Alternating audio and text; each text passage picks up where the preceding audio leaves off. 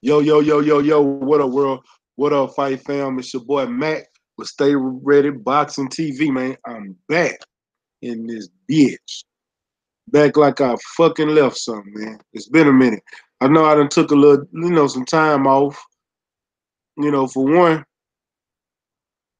it was my birthday weekend, so I had to celebrate that.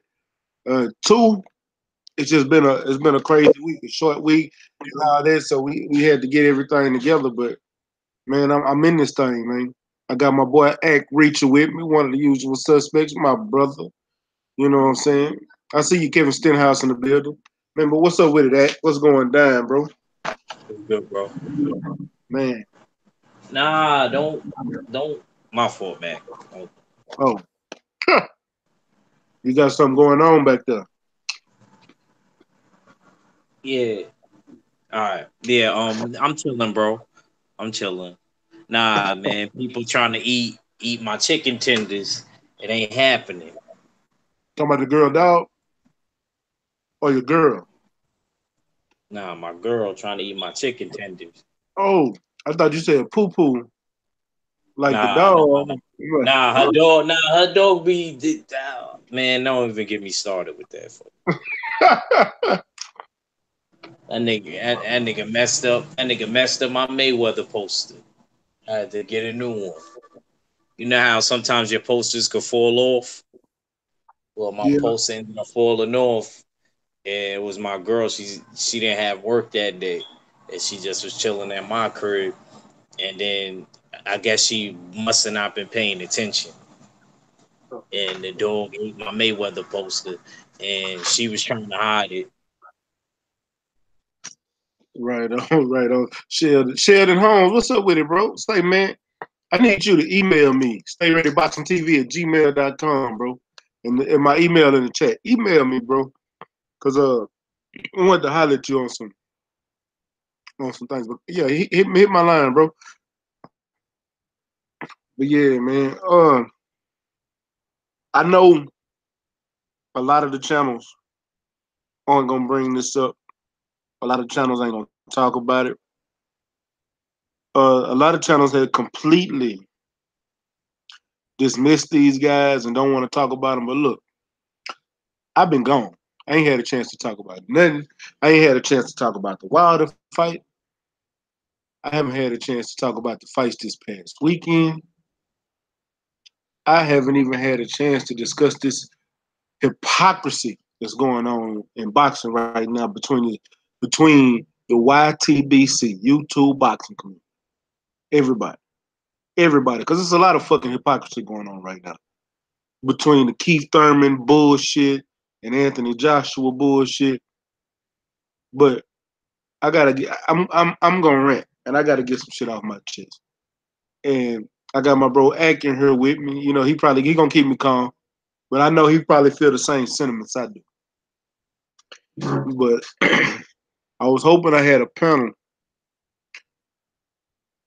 full panel, because I wanted to get everybody's take and how they feel about some of this hypocrisy that's going on.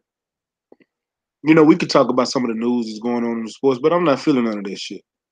I don't give a damn about Triple G and Billy Joe Saunders going at it right now, tweeting back and forth. Fuck them. Give a fuck about Dillian White and him and Tyson Fury not fighting. Fuck that shit. This shit really done frustrated me because it's a lot of hypocrisy. I hear motherfuckers talking about us giving Deontay Wilder a pass for fighting Luis Ortiz for a rematch. Man, let's be real. Let's be real. You got Anthony. Who was gonna give Anthony Joshua a pass for fighting Dillian White again? Didn't nobody want to see that bullshit again. But everybody talking about that was a good fight for him to rematch Dillian White. Fuck Dillian White. And fuck AJ. But y'all was finna give him a pass, but y'all can't give Deontay Wilder a pass. You know, King Kong is probably his hardest opponent that he's fought. He just didn't fight he just didn't fight his fight against Fury. But you know, I went back. If y'all go on my Instagram right now and look at what I posted this morning, y'all will see the hypocrisy that that matter of fact, fuck it, I'm gonna play it real quick so y'all can hear it for yourself. Thief of the Night says Fanon made a video quoting AJ saying that he'd rather fight Wilder in 2 years. Exactly. Man, yeah, I'm finna play something for you right now. I posted this shit this motherfucking morning.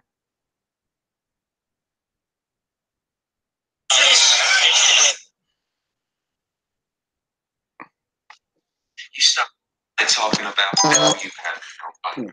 You started talking about Dylan White as a spare tire. You were even check this out. You started talking about Bellew having nobody. Can y'all hear it? You started talking about Dylan White as a spare tire. You were even calling out. I don't know why it sounds so fucking low. You wanted to fight Tony Bellew. You know Can you why? hear that? Because he's a cruiserweight. I offered you the mills, baby. I hear it.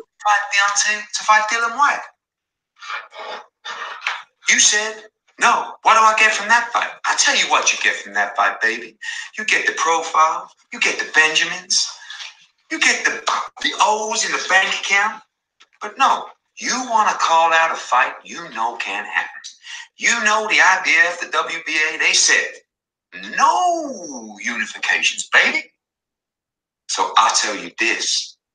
Don't run your mouth to fight the champ. When you gotta be in some real fights, baby, you a good guy. You a great fighter. But who you fought, baby? Who you fought? Well, let me tell you now. Bellew ain't fighting you. He told me, you know that Wilder, he's a big motherfucker. Okay? So, Dylan White, he ready to fight you. Why you don't want to take $4 million, baby? To fight the body snatcher. It's only the body snatcher. You know we're gonna take care of Pulev, Ortiz, and then if you still there, if you still got that beautiful green and gold belt, we coming for you, baby. You know I got all love for you, Deontay. But let's get this done. Thank you. Y'all heard that bullshit. Before I continue on my run, that he posted that was during the first negotiations when everything just went, you know, all the bullshit was coming out. The $12.5 million, the $4 million to fight Dillian White, all that. But what's your thoughts on that?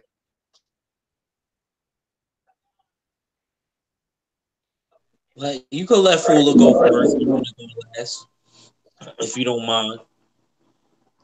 I don't mind, because this show is about the hypocrisy and the bullshit going on in the sport. Fuller, what's your thoughts on it, man?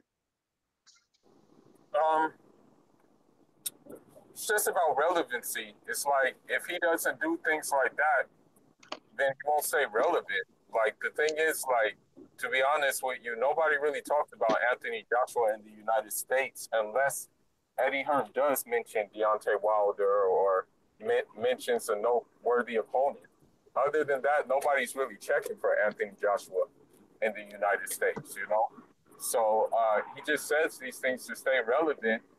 He says these things to save face too. Because at the same time, how are you going to turn down $50 million? And, you know, this is not, you don't talk about this.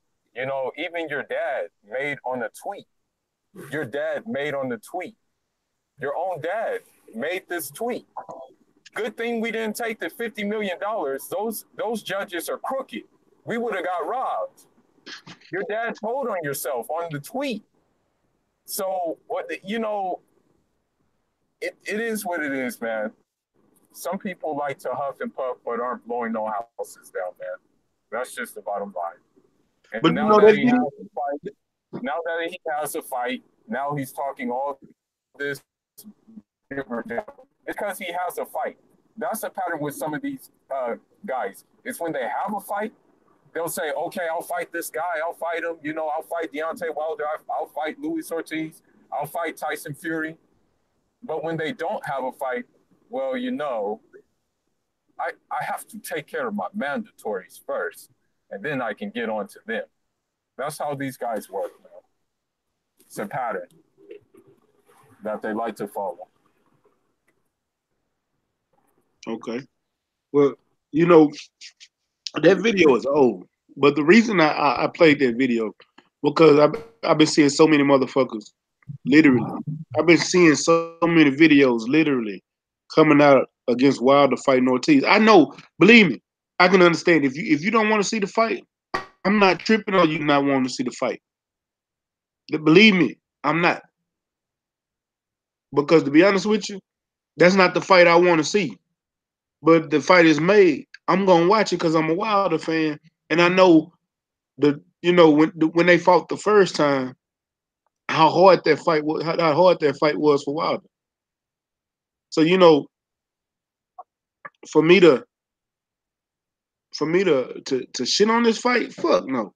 But for you motherfuckers that's sitting on this fight, but you can't even shit on Anthony Joshua when they was sitting there trying to make Dillian White too, when they was trying to make what's the Klitschko too, when he was sitting there trying to make these lower tier fights, but y'all want to talk about Wilder. When the last time has Wilder even had a lower tier opponent? Last time I checked, Dominic Brazil was a top 10 heavyweight. When the last time Deontay Wilder fought somebody that wasn't in the top 10? Like, let's be honest with ourselves. Real talk. Hey, what's your thoughts on it, bro?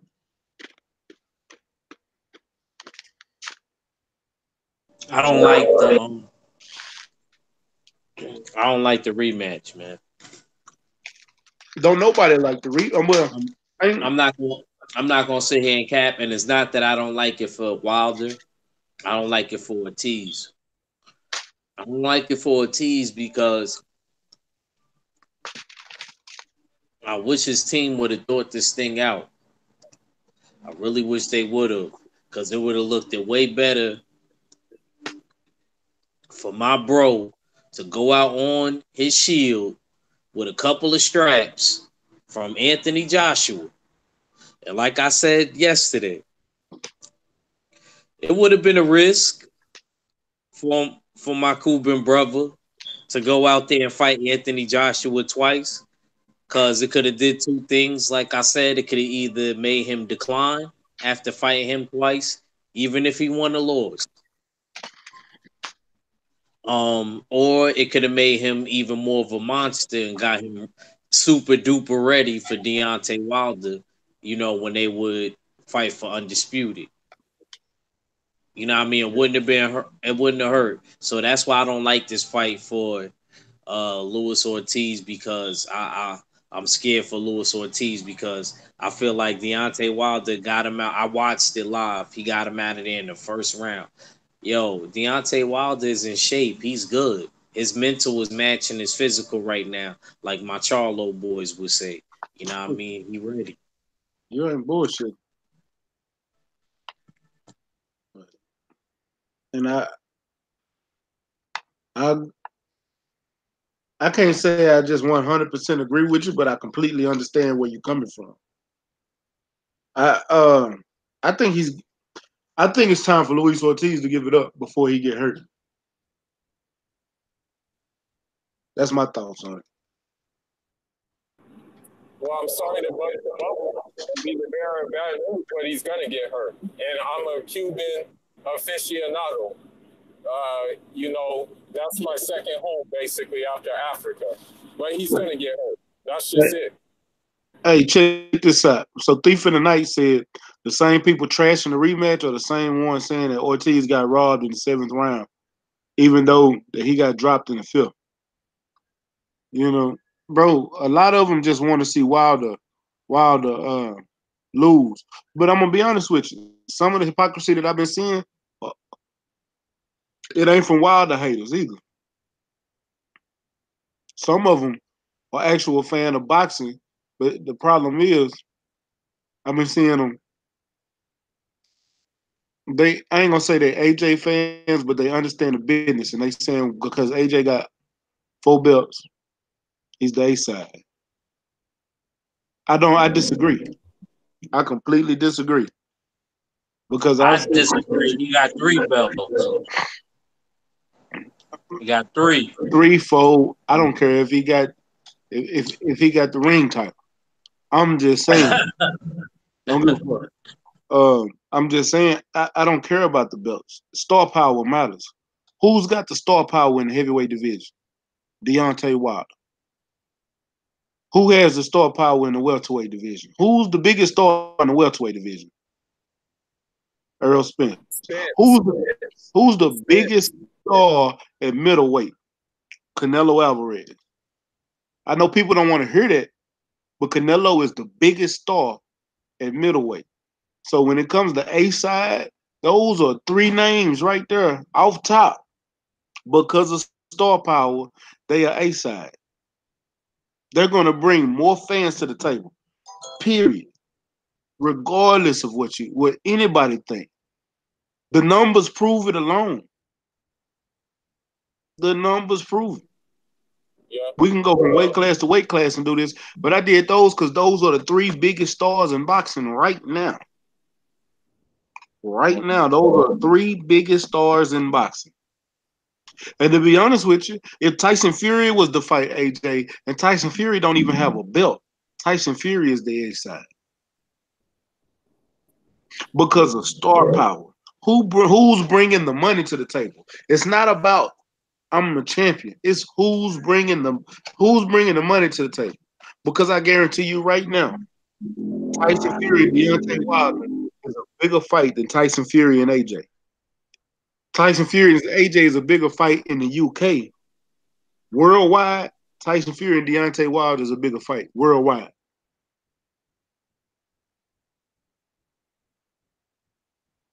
So the hypocrisy going on in the sport, man. Y'all need to check yourself. Real talk. Cause y'all gotta. I know, motherfucker. I already got a thumbs down. Yep. I love you, AJ fans. Come on in. It's only 10. It's only 14 watching. You AJ fans, come on in. You welcome. I'm just giving you some real talk. That's it. The situation is this, and this is the reality of the situation. The casual fan does not know about Anthony Joshua. The casual fan knows about Deontay Wilder. The casual fan knows more about Tyson Fury than they do Anthony Joshua. And that's the reality of the whole situation. At the same time, those Infinity Stones do kind of, I guess you can say, mean A side, but it depends on where you fight at. If they were to fight in the UK, sure, that means A side for Anthony Joshua. But fighting here, It still don't mean A side. It just mean A side because you're in his home country, but that don't mean the A side.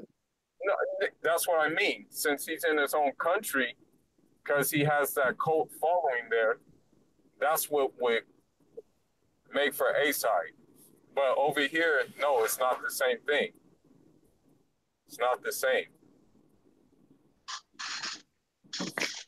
What's up, Ahmad? Is Ahmad? What's up with it? Wawa 9302010. Salute, man. That boy say dubs and four. Man, I ain't gonna lie to you. I ain't even thought about basketball, and that's one of my favorite. That's my second favorite sport. We got a fight here in Houston. I actually got 2 tickets I'm gonna give away to that fight Saturday. You know what I'm saying? But we'll speak more on it. But salute to you guys, man. Appreciate y'all for coming checking me out. Smash that like button. But yeah, back. What was you saying, Fool? No, I wasn't saying anything.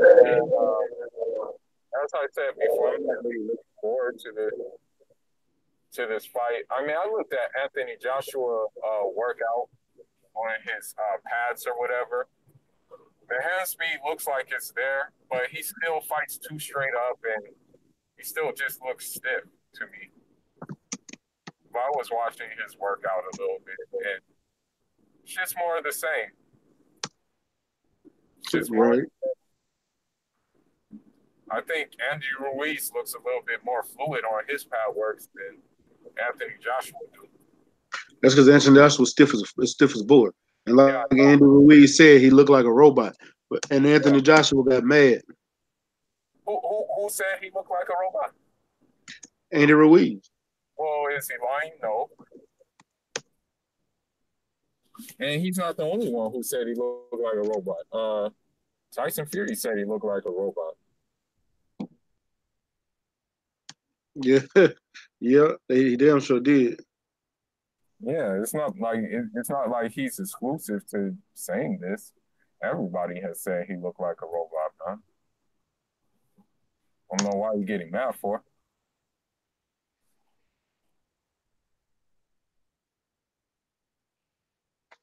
Thief of the night. What'd you say? The Nomi 9? What's that?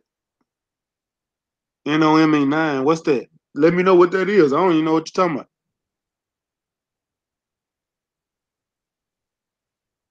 Lowland Prophet said truth hurts. AJ's robot chicken. You damn sure got the robot and the chicken part right. But yeah, man, I still think Andy Ruiz loses his fight. Fluid or not, when he get hit, he gonna feel it. I'm just saying. But I'm gonna speak some more on this hypocrisy. I'm gonna get off AJ for a second. We're gonna come back to AJ bitch ass and Eddie Hearn bitch ass. And goddamn, Toronto is leading by 10 at halftime, 59-49. But Golden State goes off in the third quarter. But I'm gonna talk about the hypocrisy with Keith Thurman too. And see, I think the hate for Earl Spence is not actual hate for Earl Spence. I think the hate for Earl Spence is the hate for the LDBC. Because these hoes, I've heard people say that, Mr. IOTB, that's my dog, that's my boy, that's my Texas homie. He literally said that Keith Thurman and Earl Spence is the fight that we want to see as hardcore fighters. Bullshit. I give a fuck about a Keith Thurman. That hoe can fall off a cliff tomorrow, and I wouldn't think twice about it. Bitch ain't been in the sport for 2 years, and all of a sudden we supposed to give a fuck about him that he back? Fuck no. Fuck a Keith Thurman. Don't nobody give a fuck about that fight. Keith Thurman ain't even the same Keith Thurman. The hoe been running scared since 2014. 15. He's been running scared. Matter of fact, I'm gonna play that clip for y'all too. Hold on. Hold the fuck on. Oh my goddamn. Check this shit. Huh? Nah, go ahead. Yeah, check this shit out real quick. Everybody and their mama wants to see you and this man in the ring. Do you want that fight in 2018? Man, come on. Like, I've been asking for that fight since I was 14-0. Everybody know that, man. Let's be real. Let's be honest. Amir Khan has more to offer than Errol Spence. What does he have to offer?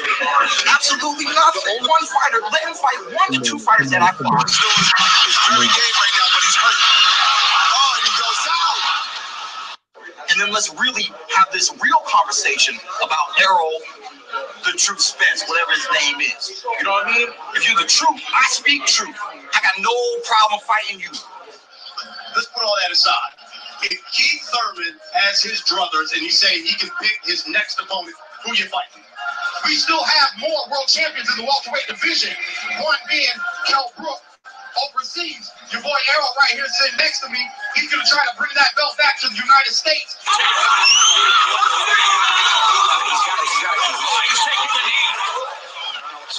When it comes to the welterweight division, there's a lot of great fights, and your boy Keith one-time Thurman is trying to make those great fights happen. I feel like I'm going to have some obligations before we can actually even open up that discussion. So yes, it is technically, it's on hold. Well, and that's why it's not even in the near future. It's not discussable. It's not what's on the plate right now. When I was in New York, he said he's ready to fight me when I'm ready. Well, guess what? Honestly, I'm not ready. It's a black and white, man. You don't really want to fight. You don't want to fight. I mean, chasing everybody else, chasing Floyd. Yes, he gonna fight. Sean Porter again. So at the end of the day, I know that I'm gonna get that fight if I stand for it, especially when I win the belt. We have to. You've been talking about unifying the undefeated world championship. When I get the belt, there's a chance to get one of the belts. So there's no excuse for it. We have to fight. I'm not trying to do it. Now, y'all heard Keith Thurman say himself, I'm not ready yet. Now, he said the other day, in order to duck, a contract got to be sent. No, ho, that ain't true. That is not true. Stop. Look at here, no time. Mayweather that. There wasn't no contracts. Like, come on, with a lot of his fights. So stop it, bro. Speak your mind. Speak on that. Tell me what's your thoughts on all that shit. Well, nigga's a hypocrite, man. Straight up, you heard? I'm gonna just keep it a band. You know what I mean? He a hypocrite, bro. He was talking real crazy about Mayweather. And it's crazy how now that he's in that position, you know what I mean, he's you know what I mean, doing similar tactics. And But that's he all ain't I even in really. a position. That's the funny part. And he ain't even and you're right, he's not even on no major attraction how Mayweather was. I'm gonna Don't be get me honest wrong, with Keith Thurman's not a bad trash talker. He just I don't know. It's just his swag, man. Sometimes, like, it's like, who do you want to be? That nigga be you. having a meltdown and an I, identity crisis to me. I wouldn't be surprised if Sean Porter made more money than him. Don't nobody know who Keith Thurman is? Well, probably right now, Sean Porter do. Sean Porter been active.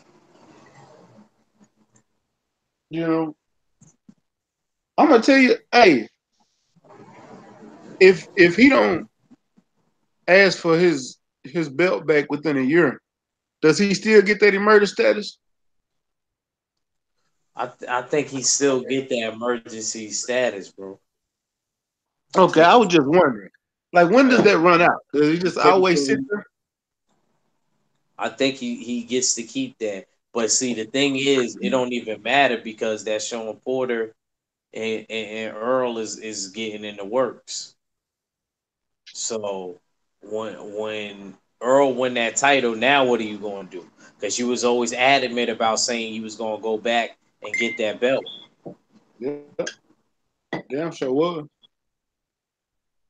Damn sure that was your plans to get that belt. Matter of fact, but when Earl was trying to make the fight with Sean Porter, before he was trying to make the fight with Mikey Garcia, Keith Thurman was part of the reason why that fight didn't happen. You remember that? I don't know if y'all remember that. I do. I remember the clips. That was before I started doing live shows and started doing and was doing videos. I was still just doing videos. And one of the videos I remember making was Keith Thurman was going to use his emergency status to get that belt. But he ended up going in a negotiation with Josecito Lopez instead.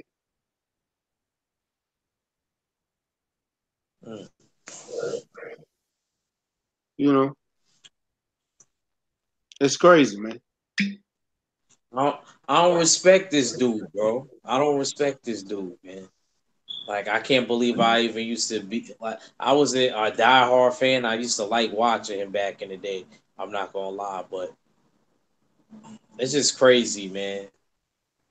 It's crazy. I'm not gonna lie to you, bro. I was never a major fan of Keith Thurman because I didn't like his mouth. I wasn't either.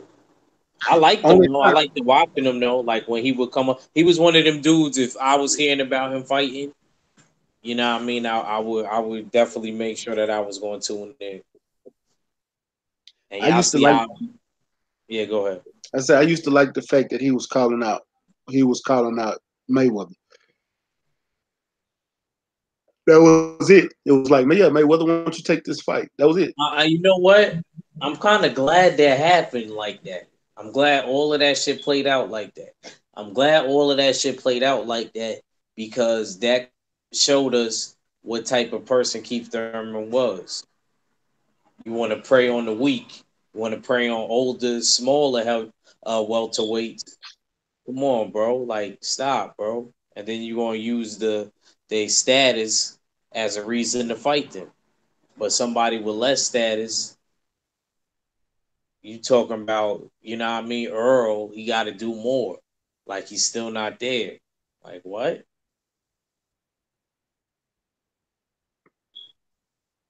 So I'm just, what I'm trying to understand is this, because like I said, this is going to tell me something. It's going to tell me a lot. Once that Earl Spence and Sean Porter shit get announced, it's over basically. That green belt, if he doesn't go through Spence, I don't know. I don't like. I don't. I just feel like he should be wanting to fight Earl Spence right away. I know it's not going to happen. I've been saying this before. He's going to probably move on and do the Terrence Crawford thing. But I'm just saying, like, Keith Thurman, you kept saying that you was going to get you wanted to get your green belt back. Said you wanted to get the WBC back in one of them interviews. So when Earl gets it, do you not feel the same way about the belt? All it takes is just for the fight to get announced and to make it, and then we gonna see. I have a feeling that fight is going to be announced within the next couple of weeks, bro. I really do. I think that fight is. To be honest with you, I'm gonna tell y'all right now. Y'all might think I'm lying. I'm tripping. I think Sean Porter and Earl Spence is gonna be on the undercard. It's gonna be the co-main of Deontay Wilder and Luis Ortiz. I swear to God, I do. It's already a pay-per-view fight, right? It's probably gonna be pay-per-view. Why not have your two biggest stars on the PBC fight on the same pay-per-view card to make it even massive, make it even an even bigger event?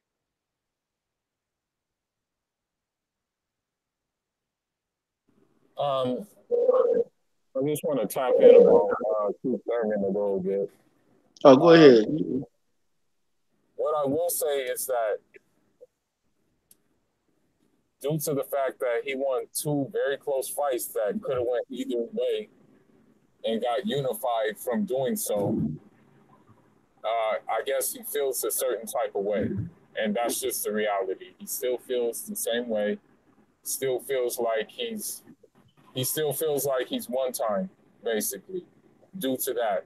But he's been very inconsistent with the simple fact that, you know, he told Earl Spence to win a belt.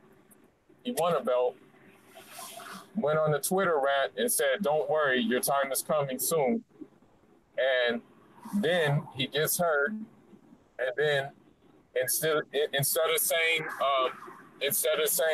something like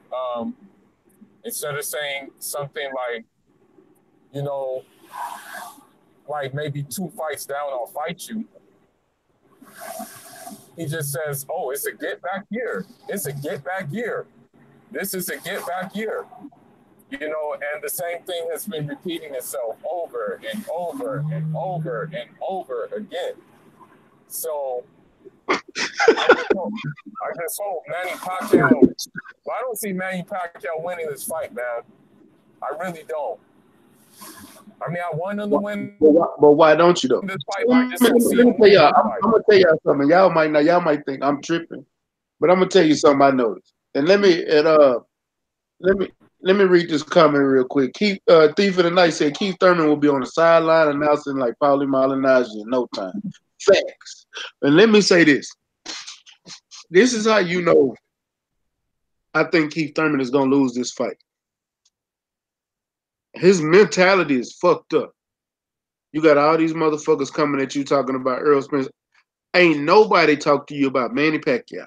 Not nobody. But every time you speak on Pacquiao, you say, if I lose this fight, I'm gonna retire. Then you talk about how you still not ready for Earl Spence. If you're not ready for Earl Spence, how are you ready for Manny Pacquiao? I don't think he's mentally ready for this fight. His boxing IQ is good. I don't think he's mentally ready for this fight. Is he mentally ready for a payday? I don't know who's not, but I don't think he's mentally ready for this fight. And I was looking at Manny the other day, hitting the bags. Manny looks good, bro. Manny looks good. And if Manny go in this fight, Manny look damn good on that bag, throwing 10-punch I'm combination telling you, on that boy, motherfucker. did you see how he caved it in a little bit? I'm gonna tell you like this, bro. Keith Thurman better get his mind together, or he gonna get knocked the fuck out. And that's so God in there. What's up with it, Almighty Law? Abel, I see you. Lars Dawkins, P. Fred Thomas, boxing conversation with Reggie Orange and my boy Mark Wonderly. What's going down? Yeah, man. If y'all really think this fit to be a walkthrough for Keith Thurman, y'all sadly mistaken, man. And then I don't want to hear Manny Pacquiao needs to retire. Manny Pacquiao looked good in his last fight. What's up, main event, Mark? Long time no see. Welcome to the chat. But Manny Pacquiao looked good in his last fight. When the last time Manny Pacquiao looked bad? He didn't look bad when they took it. When he first jumped on, he looked good. He didn't look bad to me. Like they cheated him in that fight, in my opinion. I didn't think so. I didn't think so. And he didn't finish. I think his best round was that 9th round, and he didn't finish him. No, he didn't. But still, I'm saying, man. But he do look good for a 40-year-old. He's not out of shape, and you know what I mean. He's like, he's taking care of himself. I give him credit. I don't know if 503 at main event, man. I sent him the link, man. He might be dealing with the family, Yeah, word. But yeah, it's just me and the usual suspects today. We chilling. I had to get some shit off my chest, man. I just was in a ranting mood today. I really was, because there's too much hypocrisy going on in the sport. Hey, real talk though, Thief in the Night. Thief in the Night made a good point. He said Pacquiao ain't look bad since he ate the canvas against Marquez. In fact, he has it. I remember that still, though. Yeah, I do too. Face down, ass up. He ain't look bad, so I'm not finna sit here and say now if he lose, he keeps look bad. No, he hasn't looked bad. In the Adrian Broner fight, he didn't look bad. In the Lucas Matisse fight, he didn't look bad. Now, is the Scooby Snacks a factor? Possibly. We don't know, but it's a possible factor. If he's on them Scooby Snacks on that Keith Thurman fight, I'm going with Pacquiao.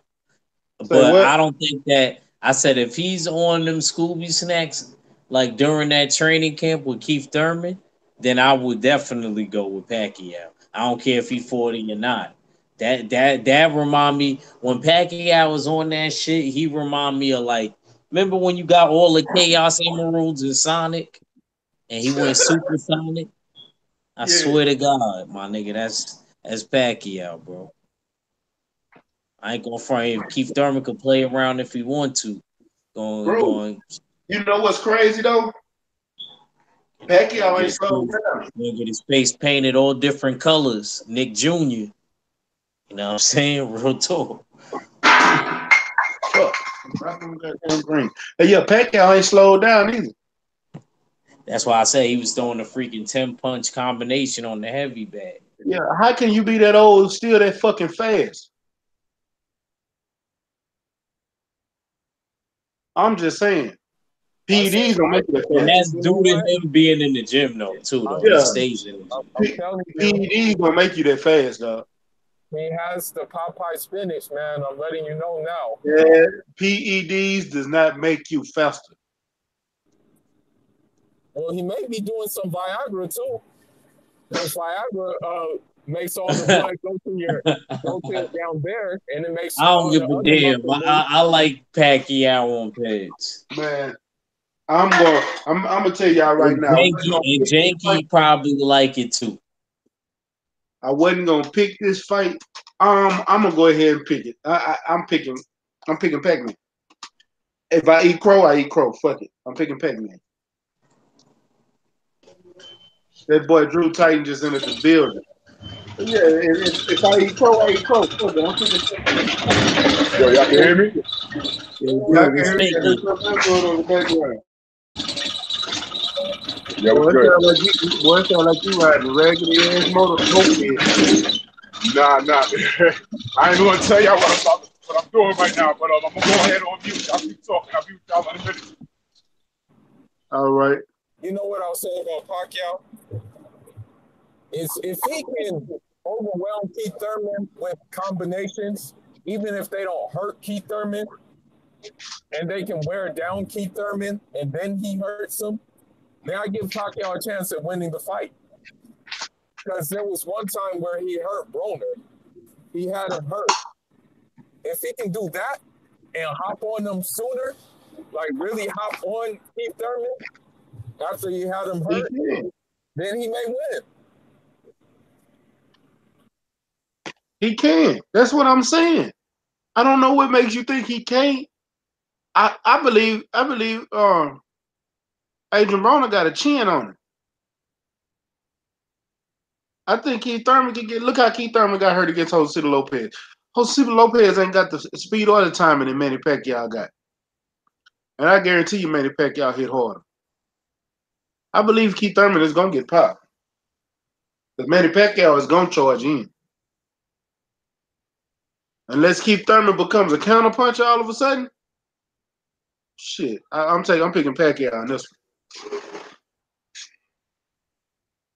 Yeah. Ahmad said Pacquiao for the eat. Even tonight, Pacquiao ain't look bad since eating the canvas. If Runtime beats Pacquiao, we'll never hear the end of it. Yes, we will. As soon as the moment he fights somebody with a belt.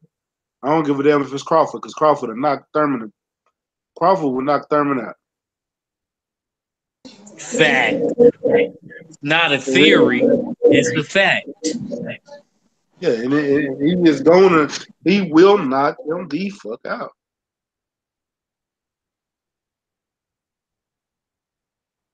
I'm just telling you what I know, not what I heard. You heard? As my boy Ake say. Yeah.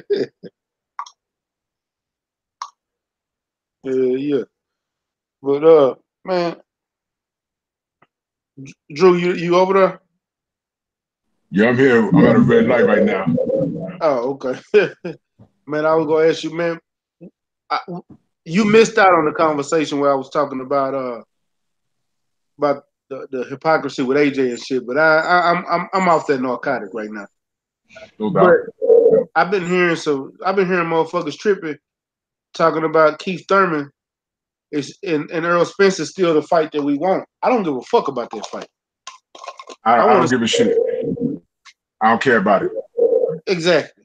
Yo, Keith Wilder's welcome with me. He really did.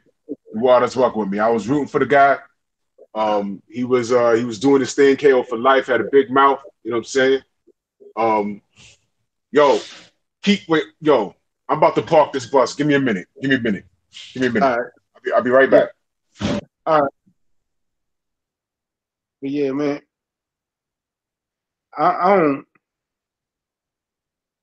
I just don't. What the fuck did Keith say the other day? He said Earl Spence need to get some more fans. He need to build up He need to build himself up some more. Like how fuck more you want him to build up? He's the most popular fighter. He's top 3 popular fighter. What you want him to be? What you want him to be? Goddamn Canelo? By the time y'all fight, by that time you really ain't gonna fight. All right, hold on. I'm at a red light. Another red light. All right, listen. All right. Here's the deal. He sound every bit as stupid as Tyson Fury walking around asking people if they knew who Deontay Wilder was. That's how stupid Keith sounds right now. He sounds stupid. And, you know, when these motherfuckers start trying to save face, they do stupid shit like that. But, that's why the internet is so important. And they need people like us to blow these niggas out the water. Hold on. I'll be right back. Yeah, we here. One of the ones. What's up with it, my brother? Wagwan. Wagwan, my family. You know, I saw the link, man, and I was live. I said, yo, I have to jump on my man Max channel, man, because I know I've been missing you. You know what I mean? I've been missing your.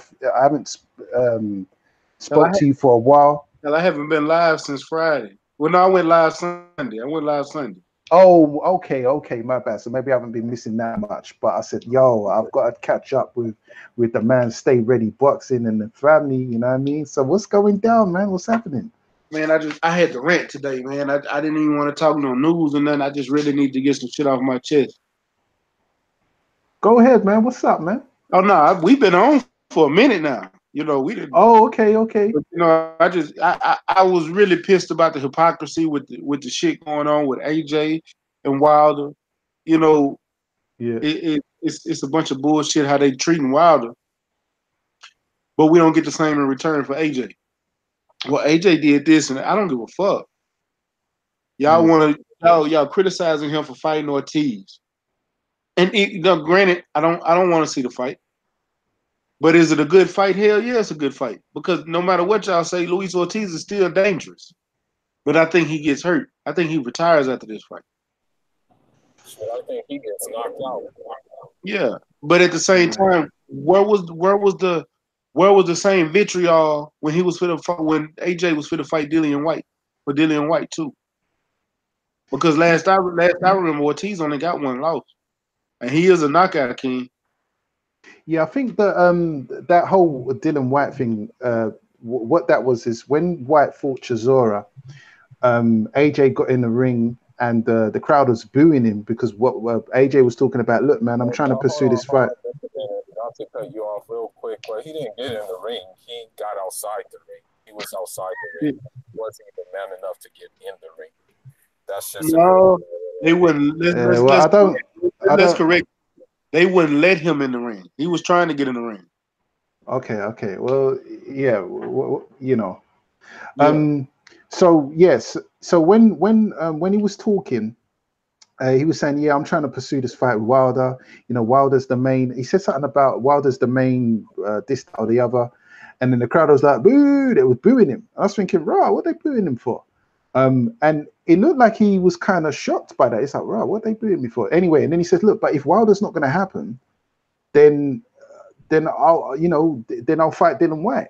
I'll fight Dillian White. And then I think he had the date at Wembley or something like, was it the 13th of April? And then the fight didn't happen with Wilder. And then that's when the Dillian White thing, he offered White the fight, and then White swerved it, he ducked it. He was offered, wasn't it $7 million? And then White said, nah, man, I'm worth more than that. And he ducked it. And then we turned that down. And then it was Big Baby Pop Dirty. And then after Big Baby, it was Andy Ruiz. That's it, yeah. Yeah, so, you know, but listen, bro, man, don't let all this stuff, man, you know, too many people get too worked up over this, man. To me personally, my stance is that I've had it up to my neck with all this AJ Wilder stuff. You know, I don't care about who's ducking, who's doing this, because AJ has said some. AJ has ducked in the past, right? There's no doubt, and Wilder has been reasonable in the past in terms of him saying, "Hey, look, man, you're offering me this lowball offer, okay? But I tell you what, I'll take the offer. But if I beat you, you are going to take what the lowball offer, okay? So you're going to get what you're giving me." And all of a sudden, that was a problem. So that's a fuckery on AJ's part. So I'm not too happy about that. But at the end of the day, man, unless this fight is getting made, man, I don't want to hear no noise on either side. This is all a drama show that is completely unnecessary. You know what I mean? These guys just need to fight. And if they're not going to fight, fuck it. I'm cool with that. I'm not going to get upset over it. Fuck AJ, fuck Wilder, fuck the both of them, because this is some bullshit. This is some bullshit that I'm not going to sit here and get upset over this shit. If they're going to fight, then they're going to fight. If they're not going to fight, then it is what it is, man. What up? Yo, let me add to that. Why motherfuckers acting like we ain't coming off of fucking 5 or 6 years of Floyd versus Manny? We just went through that. Yep. We Yeah, just exactly. went through that. And it's annoying, you know. It's to the point. How you doing, Ma? All right. It's to the point now where we all know who's at fault, and it just seems like the pro AJ crowd, their last sticking point at this point is money. We were talking about making the fight; they were talking about money, and it's interesting because a lot of the same motherfuckers that are talking about money and posturing, some of these same motherfuckers were the ones telling Floyd to shut the fuck up and just fight and stop talking about money. These are the same people. And it's annoying at this point. So I'm good with the status. You know, I don't give a fuck. You know, I want to see Wilder knock AJ's head off. But in order to knock someone's head off, you got to get your ass in the ring. You understand? Yeah. And it's impossible to get this guy in the ring. And apparently his fan base is cool with it. So if they're cool with it, if they like it, I love it. You understand? If they like it, I love it. So right now, as of the last, 3 fights, we turn around and Wilder has done everything that pretty much Hearn asked him to do, as far as building up his resume, as far as building up his popularity. Because I'm looking at the resume now, it's shitting on AJ. Outside of Klitschko, who's on his resume? Parker? Who the fuck was Parker? Was anyone talking about Parker like he was some killer over here? No. Oh, in newsflash, I was in Midtown this morning. They're still not advertising that goddamn event. I was right on 34th Street this morning. They're still not advertising that event. All right. Madison Square Garden don't care. They already got their money. They got their money. And I'm telling you, I'm very curious. See, I would love to look at the books, man. I want to see if Hearn is going to get a return on his investment, man. I doubt it. You know, I doubt it, man. You know, I talk to these cats, man. I wish y'all motherfuckers could see some of these Facebook groups. I miss man. Like a lot of these UK cats, and don't get me wrong, there's a lot of knowledgeable guys over there. I'm not shitting on, you know, I'm not like that. I'm not painting the whole UK with a broad brush. But my boy, one of them ones, hey, that boy knowledgeable. I fucks with him. No doubt.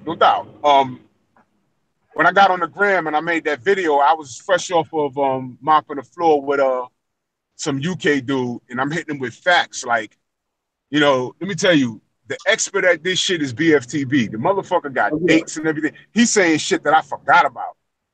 You know what I'm saying? So when I'm hitting this cat with shit that I forgot about, I said, oh yeah, this is and that. And I go up online and I pull up the link and I'm like, yo, how you explain that? The motherfuckers just get stuck and they just start talking about, oh, well, you know, AJ's still the A side. So wait a minute. You're openly admitting that this article, when I don't know, just for the sake of argument, Eddie Hearn says, okay, the sky's blue on Tuesday. So then that next Tuesday, he says, no, I didn't. I said the sky was periwinkle. Nigga, you said blue. No, I didn't. You know, see, these are the type of motherfuckers we dealing with. So when I smash these niggas in their face with facts, they just start talking about how AJ's this worldwide star. Yo, I'm telling you, ain't nobody talking about this motherfucker over here. No one's talking about him. No one's talking about him. And I would love to see who's the dude that owns the Zone? I forget this guy's name, but they talking about him like he's some sort of billionaire that's just, he loves boxing so much that he's going to just dump money into the Zone. And I said, you see, that's where y'all stupid at, and that's why y'all are not millionaires. No fucking millionaire, no business person is going to dump money into any kind of business venture without a return on investment. It just doesn't happen. I don't care how deep their pockets are. That shit don't work. But they seem to think that that's what it is. And I'm telling you, the guy that owns the Zone, all he's trying to do is break into the market. You know how I can relate this to? I'm going to dumb this shit down. All right. Anybody in here, tell the truth, y'all watch wrestling? Yeah, I used to. Okay. Do y'all remember the Monday Night Wars? Yep. Okay. I'll give you the short version. Ted Turner got a hold of WCW. He had deep pockets. And he purchased a lot of the talent.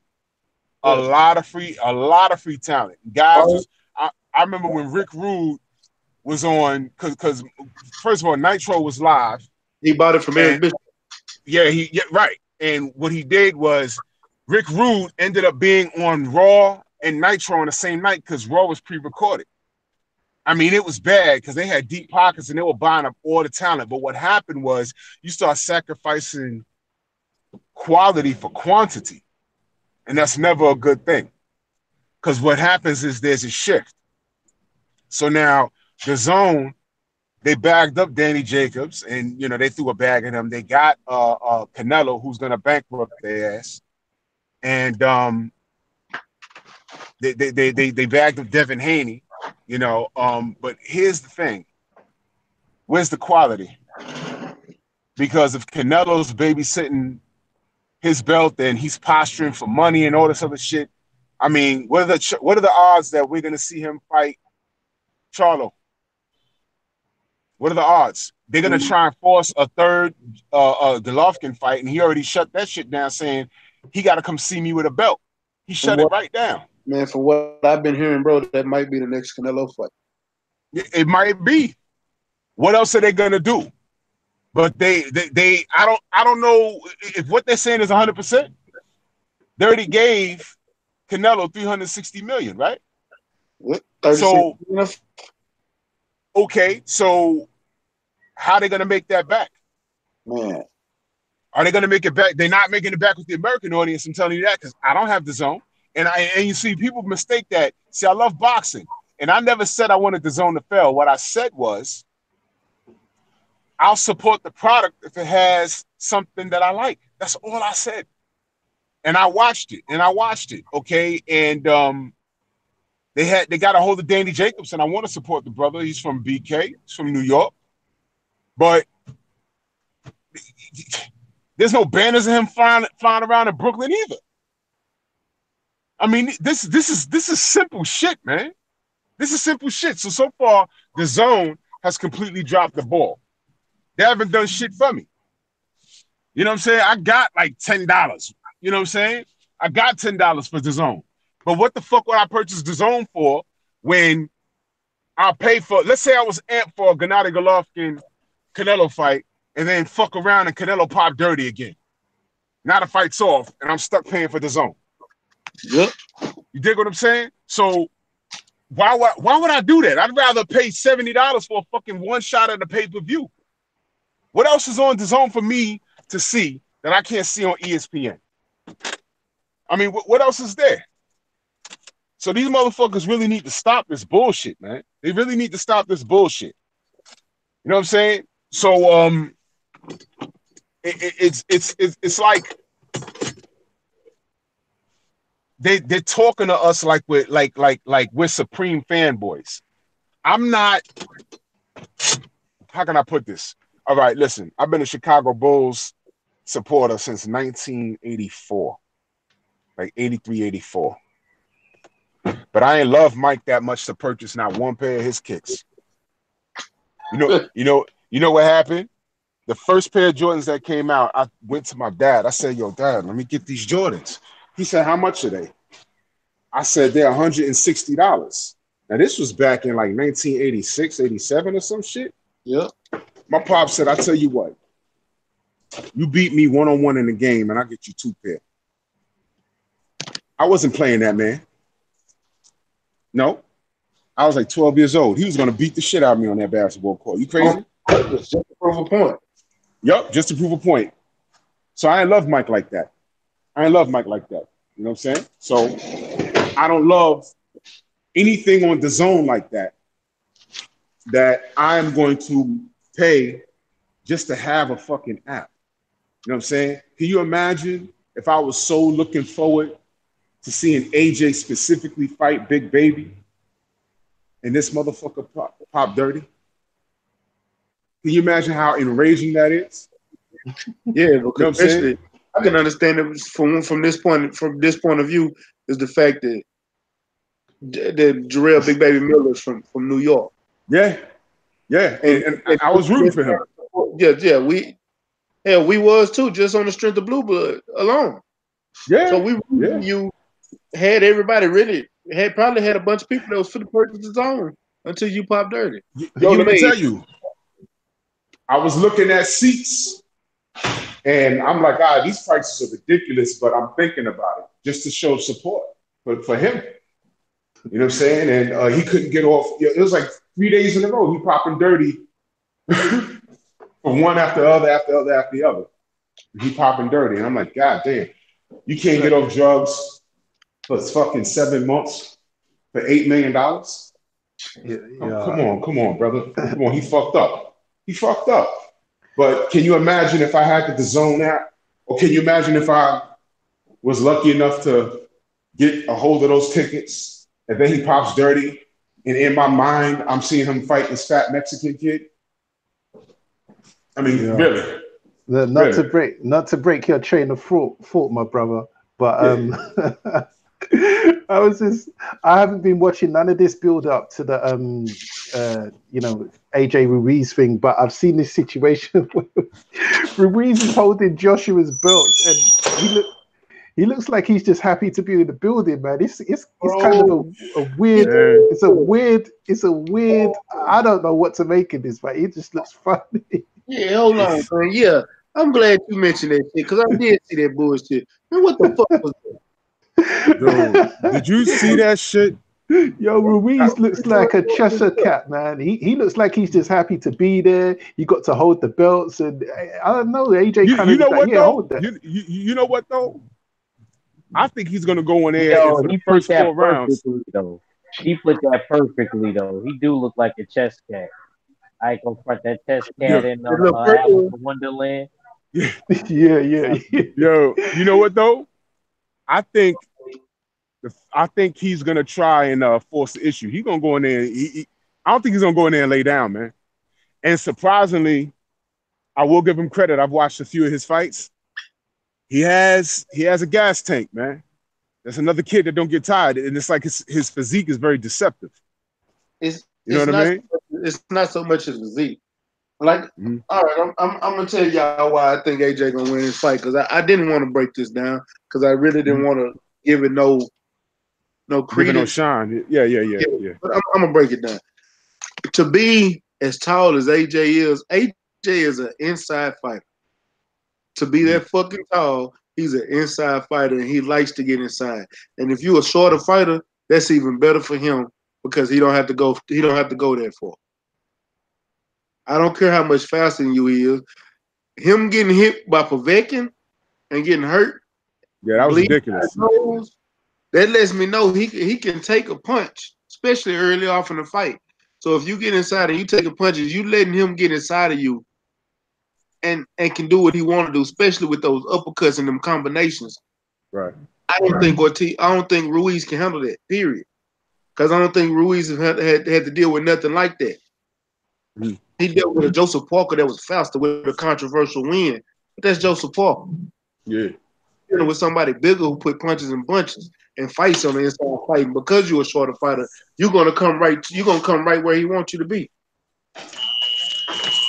That's true. But you know what, Ruiz is nothing to sleep on. You know, I like Ruiz. He's actually quite a decent fighter, and looking at this because I've not looked into none of this. I've not been interested in the build up or the press conferences. It keeps popping up on my timeline to watch it. I'm not interested in that stuff, man. Stop showing me this. But looking at him, he's got his t-shirt on, but he doesn't look as, I mean, you can't see because his t-shirt's kind of loose, but he doesn't look as fat as he has in his previous fights. But he does look significantly smaller than AJ. But Ruiz, man, he's a good fighter, man. He's not gonna turn up to lay down like Brazil. You know what I mean? He's gonna come to fight. He's gonna come to fight. But I think AJ's gonna get this. I don't see being any. He might even make it look a little bit ugly for maybe a few rounds or so, but yeah, AJ's he'll get this. Yeah, I think and like I said, I don't think it's gonna be an early. I don't think it's gonna be an early fight. I think it's gonna be maybe about 7th, 8th, 9th round. Yeah, kind of like do you see it going like a Povetkin, that kind of way? Yeah, somewhere like Povetkin. Yeah, I see that. Only reason I think it's gonna be a topic. I don't think it's gonna be a knockout. I think he's gonna hurt him, and the ref is gonna get in between them. Hey, but Mac, Mac, let me say this, man, because I don't even want to, dampen anyone's spiritual with this whole AJ Wilder thing. But check this out. So how you feeling about Joshua Buatsi?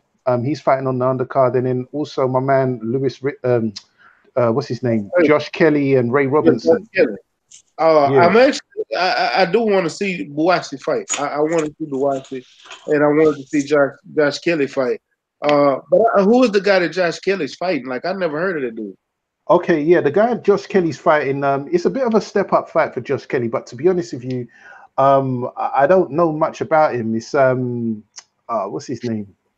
Sorry, did you say Josh Kelly? Yeah, Josh Kelly. Oh, that's Ray Robinson. Ray Robinson. Oh, not Josh Kelly. I mean Buatsi. Who is Buatsi fighting? Buatsi.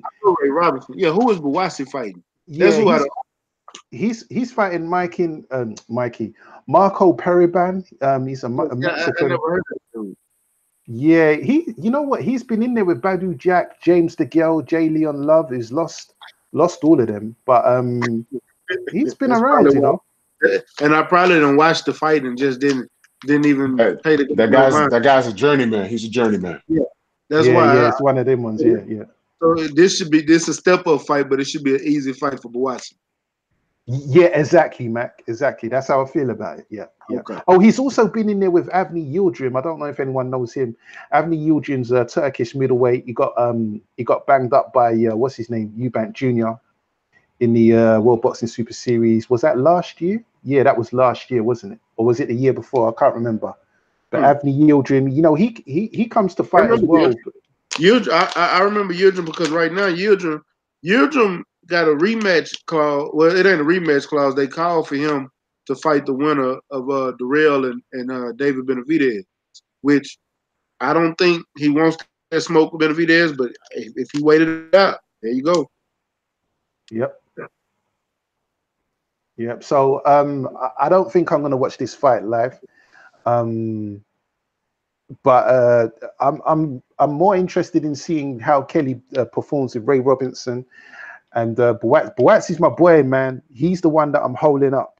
You guys, I don't know if you've seen the School of Arms House. Buatsi's in there, man. He's doing his thing, and this will be a good opportunity. What time does the event start for you over there? So this is taking place in New York, and you guys are about 5 hours behind us. So, it'll be anywhere between 3 and 5 o'clock in the morning. Damn. Holy shit. Yeah, I mean, that's just how it is. Ain't nothing new to us. We've been doing this since Mike Tyson days, you know what I mean? So well, that leads into another conversation that I'm gonna leave alone. I mean, when it comes but it's nothing new to us. That's just when it comes to pay-per-views, New York is not too bad because you guys are 5 hours, right? But then when it's in Vegas, you could be staying up till like 5, 6 o'clock in the morning. You understand? Yeah. And it's just a matter of you either time it so you wake up in the morning and watch it, or you're a hardcore boxing fan like me, your boy, and right. Sometimes if there's a good UK card on, the UK card will start 5 o'clock in the afternoon. Then you might have another UK card that will start. So that UK card will finish about 11, and then you might have a New York card on that comes on at 2 o'clock in the morning, and then you've got a Vegas card that starts, and that doesn't kick in till about 5, 6. So basically, you've got like 10, 12 hours of boxing that you're waiting for. You've got to be a hardcore individual to sit through that. It's backbreaking stuff. I've done it. Who was it? It was in February. There was about 3 big cards on, and I watched every single one of them. Well, one thing I will say is that you know, the UK fans, as far as boxing is concerned, I mean, is it like the third the major sports, as far as major sports? It's Hell like the third... no, bro. Nah, what is boxing is like the 10th most popular sport in the UK. 10th. Wow. What's the first one? Soccer? The first one is football, or soccer, as you guys call it, soccer. Then you've got rugby. Then you've got cricket. Then you've got tennis. Cricket? Then you've got cricket. Believe it or not. So you know, Britain with the old British Empire. Not that I'm proud of this or anything, and I don't represent that. But cricket's a very big sport among old British Empire countries like India, Pakistan, Jamaica, Australia. It's a big sport. So yeah, over here it's probably 4th. So we've got football, rugby, cricket, tennis, field hockey, something like darts, swimming, horse riding. Wait. All of this is ahead of boxing? Ahead of boxing. Yep. My God. Yep. If you go on, horse riding. Yep. If you go on Google right now and you put in the most popular sports in the UK, you will see. You'll see for yourself. Boxing is not. Listen, man. In the UK, if you walk down the street, of course, everybody knows what boxing is. Everybody knows, you know, the sport of boxing. But most people in the UK, they don't follow boxing like that, despite the fact that we fill out stadiums, 90,000, you know, if not more. Boxing is just not a popular sport over here. Nobody really knows about boxing. You know, it's not popping like that over here. And I know it's the same similar with you guys over there. You got the NBA, you got basketball, baseball, even college football, college basketball, even probably now. I wouldn't be surprised if NASCAR. I don't even think it's top 10 over here. Number 1 sport in America is football. Number 2 is basketball. 3 is like a toss-up between baseball and hockey, because baseball is losing so many fans. It's still leading over hockey, but now I don't know for how long. And then you got hockey, you got tennis, you got golf. Then, and to be honest with you, I haven't even named the collegiate sports yet in college football, college basketball, women's college basketball is bigger than boxing here. Yeah. Then so I would say you got NASCAR, then you got Formula 1 racing. Oh yeah, I forgot to say Formula 1. Yeah, that's big over here. Yeah, it is over here too. I got co-workers that be into that shit. Formula 1 and boxing is over here is probably on the same level. Oh yeah, Formula 1 is probably. As a matter of fact, I'll tell you what. I've got the thing here. I'm just going to go to the first thing that comes up. I'll tell you exactly what. So it's cricket, football, rugby, horse racing, which is big, golf, tennis, water sports, motorsports, skiing. Boxing is not even on the flipping list, bro. It's not even on the list. Horse racing is big, but it ain't that big. It's only in America? Big year. Yeah, it's only big that time of year, but it ain't big. I ride horses, but it ain't like that. Most people that go to the horse races, they go on to gamble. Gambling is a big sport here. It ain't so much as the sport itself. It's just gambling. And if you somebody like me, I'm a gambler, and I know horses, but that don't mean I done been to the horse track. It's one down the street from me. I done been there and gambled. Because we know the horses and know what we looking at. Don't mean we know shit about it. You got to know the jockey. You got to know his size. You got to know the horse. You know, it's crazy. You gotta know the fucking jockey. Yeah, and I see people win on that shit all the fucking time. I don't know how the fuck they do it. Yeah, you see, horse gambling is bigger. Rodeo is popular here. Well, in the South. Oh yeah, okay, yeah. In Texas, it must be really big. Yeah, I'm no bullshit. Yeah, you know how big rodeos here? We got Cardi B to come to. Cardi B headline one of the rodeo nights here. Oh no, I can respect that. Yeah, I Yeah, can appreciate that. yeah, It's going to be we quite big. yeah, rodeo is Yeah. major here in What the the South. hell? Period. Yeah, I'm not using. I'm not a Cardi B fan, but I'm just telling you how big it is. Beyonce has headlined one of our rodeo. Like I'm not Oh, bullshitting. I shit. think Ed Sheeran was here last year. Hey, but you see, horse racing, things like horse racing and polo. Uh, I don't know if you know what that is. Polo, it basically is Yeah, where. we know what polo is.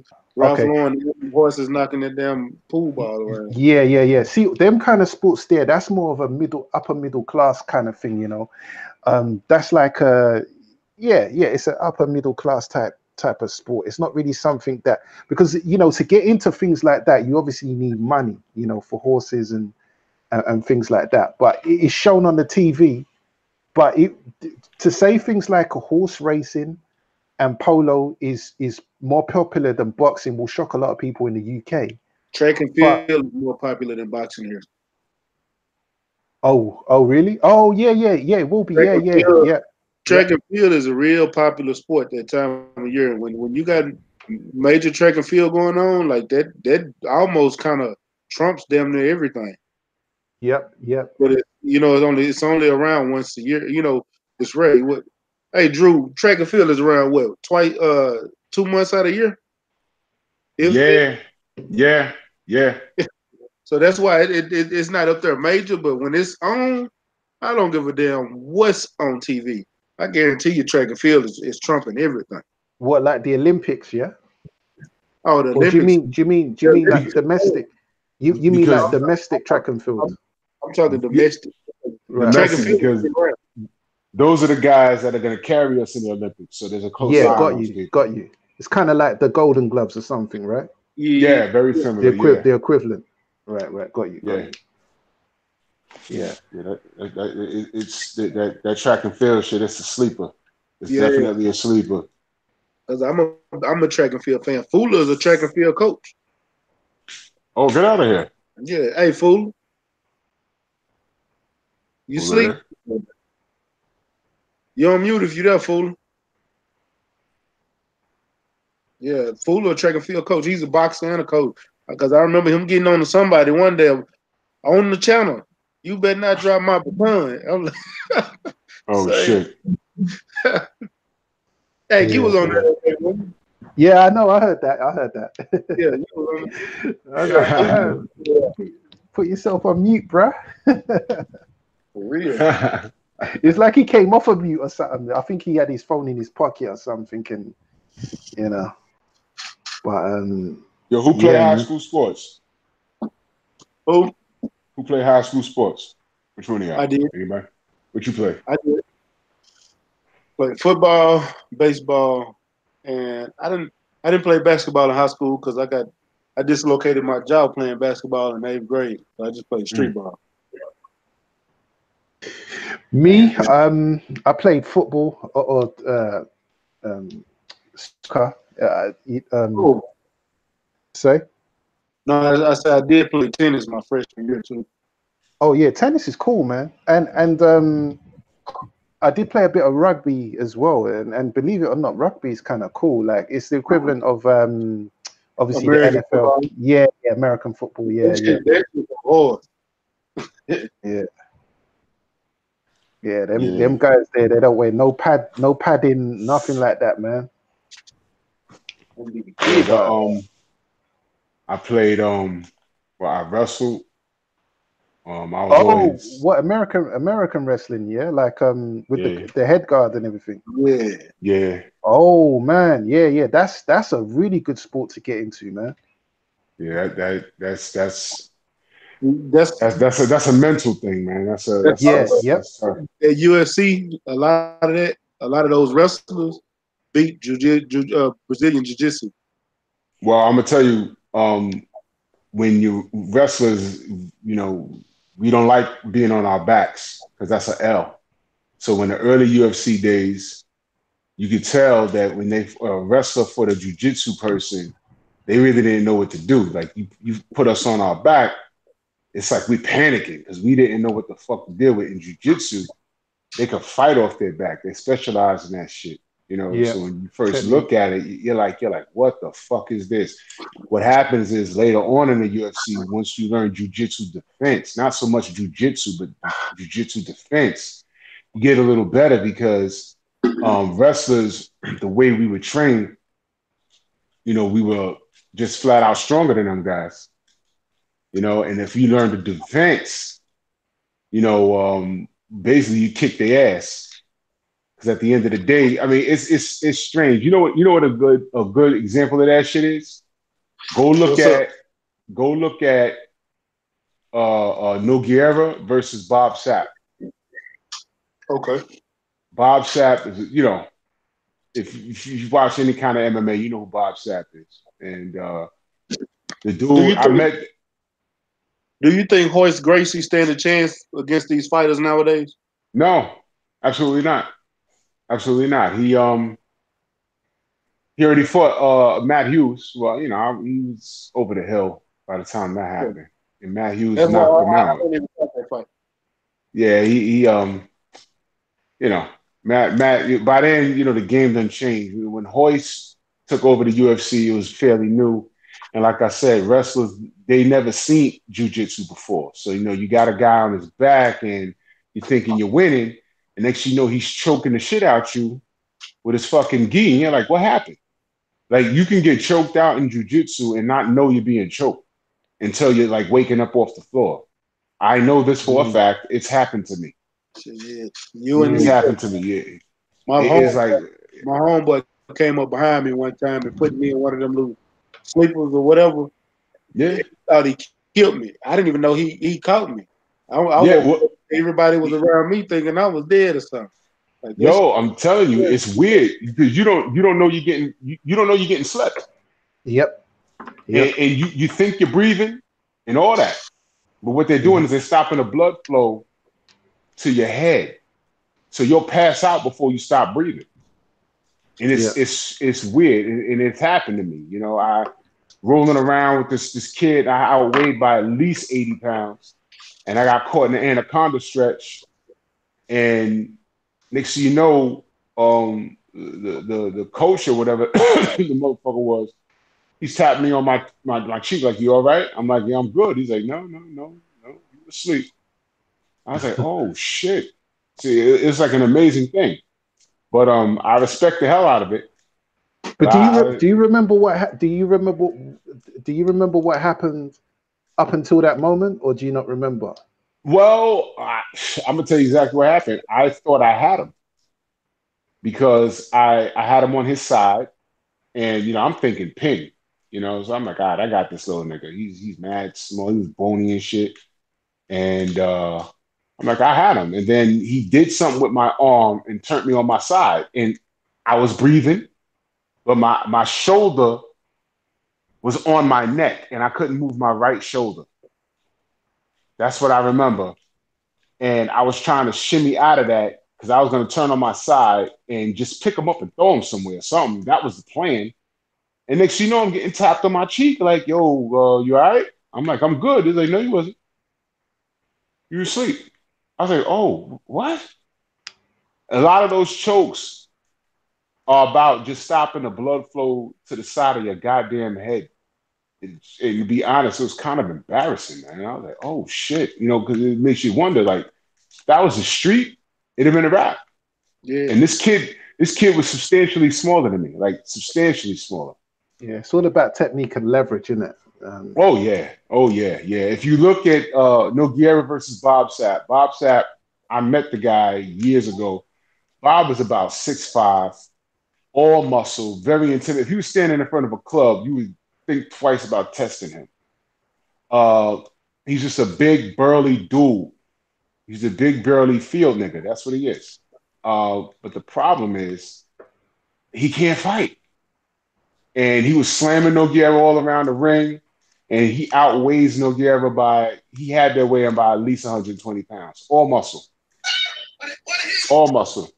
And he's slamming him on his head. He made one mistake and got on his back.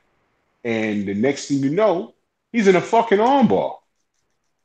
You know what I'm saying? And it was like he was winning the whole fight. He was winning the whole fight. It was about to be a wrap. Yeah, that's the thing about jiu-jitsu. It affords you to be in those positions where you can be losing the fight, but you just see an opening, you take it, and fight done. Yeah, and I respect it. I respect it because I dealt with it, and it was like, oh shit. They're like, yeah, you asleep. I was like, sleep? The fuck you talking about? I'm laying right here. He said, you notice you laying here and you're not standing? I'm like, oh, okay. Guess I was asleep. And it makes you really scratch your head like, yo, that was the street. You know, you wake up with no clothes, your wallet gone. You know, you food for the motherfuckers, man. You know, it's a very tricky thing. But I respect it enough to learn it. I never got a belt on it or nothing like that. But I learned enough to defend myself. Because that shit, I ain't gonna lie to you, that shit was scary. The fact that I was getting up off the floor. And that was another thing. When I got up off the floor, he was already like standing up in the corner somewhere. So I was like laying there. I was like, shit, man. It's like, yo. So I respect the hell out of it, man. Yeah, that's the thing about getting knocked out or passed out. Because I've been knocked out. I've gone through that experience. I ain't never been knocked out before, but I'm gonna tell you funny shit. I got jumped, and when I got jumped, this is what happened. I got my ass whooped, but this is why. They supposed to be my partners, and one was standing in front of me talking to me about a situation we just dealt with that I wasn't nowhere a part of because it was another one of my partners that wasn't in the little clique we had because it was a car club or whatever. And it was one standing on the right side of me, another one standing on the left side of me. So he talking to me, I ain't thinking nothing of it. Next thing I know, the one on my right side punches me right in my face. When I turned, I was young, I was number 18. Me being, okay, this motherfucker just punched me, so I'm gonna whoop his ass. I turned straight to him to hit him. The motherfucker in front of me hit me in my throat, like punched me dead. Bow. I couldn't breathe. I dropped to the ground. They whooping my ass. Bro, if y'all saw my face after that and seen how swole up I was and blooded up I was, like that shit fucked me up. That day forward, I even said if I ever got jumped, I'm hitting the first nigga I see. It ain't even about who hit me. I'm hitting whoever, and I'm going at whoever. Like, but that right there, bro, that was that's fucked up. Yeah, that was my first time ever getting hit in the throat. That shit. Well, I consider myself very fortunate because I went, I worked at a lot of clubs in the 90s out here, and you had to be on your P's and Q's, man. One bad mistake and it's a wrap, man. One bad mistake, man. I've been jumped, but luckily I know what I'm doing. The best thing to do in that situation is to flush against a wall. Flush against the wall and just knuckle up. I mean, that's all you can do. Just knuckle up, flush against the wall, and go for yours. But I remember I wasn't working that night, but there's a club out here called it used to be a club out here called the Tunnel. And my man Nate, man, this nigga hit this kid so fucking hard, man. When I tell you there was blood on the ceiling, yo, how you hit a nigga with an uppercut and blood fly on the ceiling? I mean, that shit was hilarious. Shit, that was a hard ass punch. He hit the shit. Well, Nate was like 6'9", and Nate's 6'9", and he was like 300 some odd pounds. He was supposed to go to NFL, blew a knee out, that type of thing. Yeah. But Nate, that was my dude, man. But where you from, my brother? Bronx, New York. Oh, okay. Yeah, that's where when I come through to New York, I usually stay in the Bronx, either the Bronx or New Jersey. We're right in the Bronx. Oh, I couldn't tell you. I haven't been to New York for a while, but I couldn't tell you. I just know. I couldn't tell you the names. The name of the place that I stayed. I just remember because I've got family over there. I've got family in the Bronx and in New Jersey, and I just remember when I was there, he lived in an apartment, and it looked just like how you would see on Friends or one of those American programs. And I was thinking, damn, it feels like I'm on a movie set or something. Because you got was it a West Indian neighborhood? I can't remember. No. It was more like it was more Spanish. Oh yeah, that's definitely. Yeah, I remember seeing a lot. I remember seeing a lot of Latinos and Spanish in the neighborhood, and I remember. Wait, let me think now. So there was a you used to walk up the hill, and there was like a parade of shops that I think people used to kind of. Fordham Road. Gotta be Fordham Road. Was it like a hill? Yeah. And there was like an overground, your subway, the overground subway type thing. I remember there was like a Jerome Avenue. Does that sound familiar? No, it doesn't. It doesn't sound familiar. It doesn't sound familiar. It does sound familiar, but I'm gonna find out. I'll find out. Yeah, exactly. Find out. I know everywhere. That sound like Fordham Road. And as soon as you say hill, with a lot of stores, yeah, that sounds like Fordham Road. I'm gonna tell you what's fucked up about that whole area. That area, in the entire city of New York, that area got the highest AIDS and HIV. Oh, really? Yeah, man. What kind of area is it? Is it like a black area, Latino area, or what? Yeah, black and Latino. Black and Latino. Yeah, they. Hey. You meet a shorty over there. Don't even just take it easy. Yeah, man. Just take it easy. Don't touch nothing over there. Shit is on fire. Yeah, I haven't been to New York for a while, man. For probably coming on 10 years now, to be fair. About 10 years, man. But I've got to come back, man. I've got to come back. Because as I say, I've got family over there. And if I do, man, I've got to pass through Texas as well, man. Yo, I've never been to Texas, but a long time ago, I fucked with some chick. She was from out there. When I tell you, Shorty was like the most gully chick I ever seen. Yo, she was so about that life, man. I was like, yo, you need to relax. Yo, calm down, baby. Damn. Yo, she was about that street life. I said, yo, where you from? I don't ever want to go there. I said, everybody around your neighborhood like you? She was from one or two places. She was from Houston or Dallas. And she was from Houston. She was from Houston. Okay, she was from Houston. Was she from Third Ward or she was from Acres Home? I have no idea, but she was the most yo. She came up here and had bitches over here scared of her. I've never seen no shit like that. Damn. I mean, that's a big deal. From when a man is saying that, must be serious, boy. Now she was females from Acres Home like to fight and can fight. And they fight niggas too. Yo. She's ready to throw hands in a minute. I took her to a party and some dude like stepped on her Jordans. She stepped on her Jordan. And she's like, what the fuck?